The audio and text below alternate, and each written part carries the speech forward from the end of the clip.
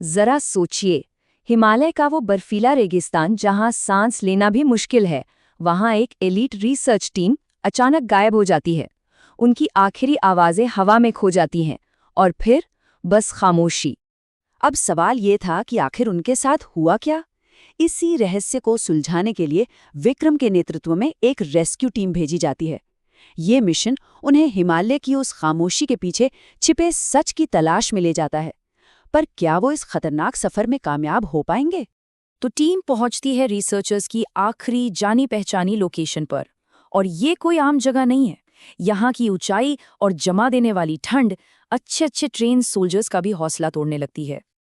और हालात तब और ज्यादा बिगड़ जाते हैं जब 3 सैनिक हाई एल्टीट्यूड सिकनेस यानी ऊंचाई पर होने वाली बीमारी का शिकार हो जाते हैं।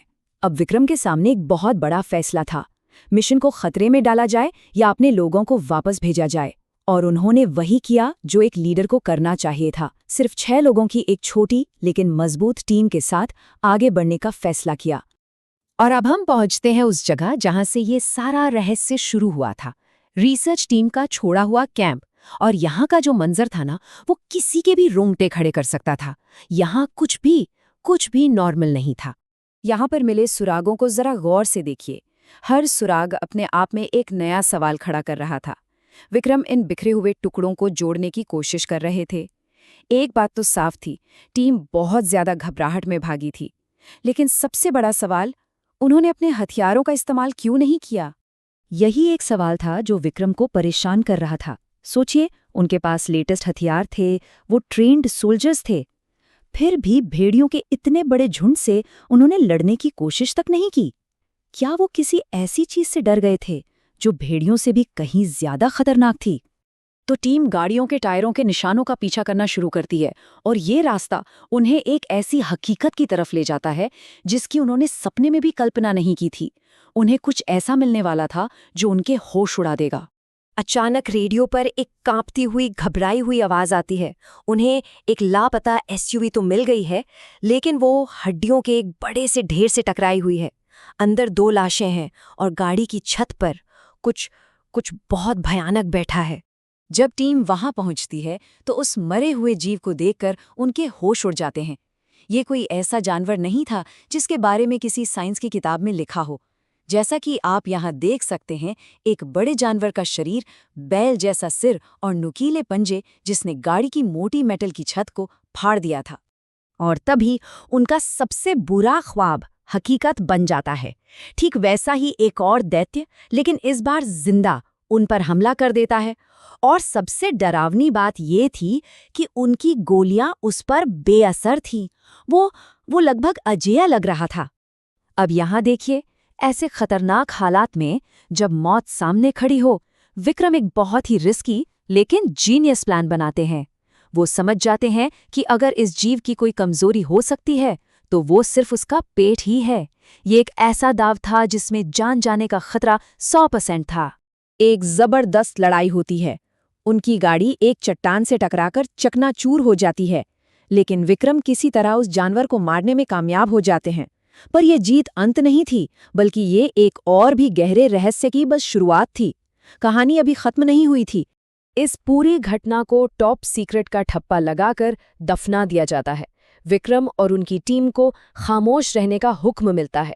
ये मिशन विक्रम के करियर पर एक अनसुलझे काले धब्बे की तरह रह जाता है।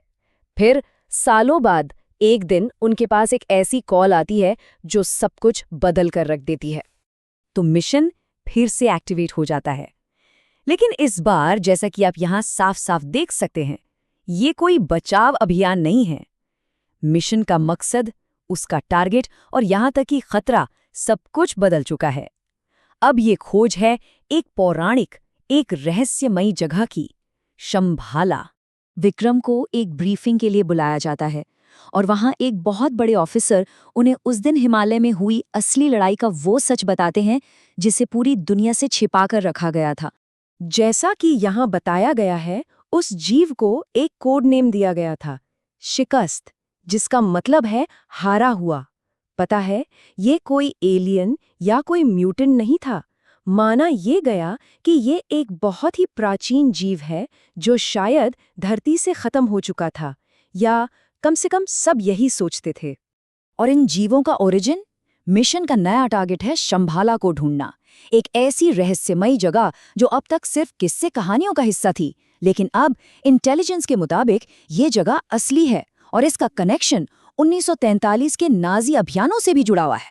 विक्रम को एक सीक्रेट रिसर्च लैब ले जाया जाता है और वहां उन्हें जो दिखाया जाता है वो किसी साइंस फिक्शन फिल्म जैसा लगता है। जरा देखिए, ये हैं वो नए अविश्वसनीय हथियार जो उन्हीं दो जीवों के शरीर से मिले मटेरियल से बनाए गए हैं।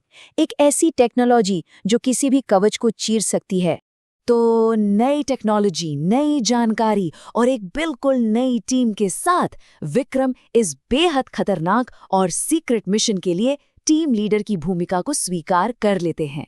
शिकार एक बार फिर शुरू होने वाला था।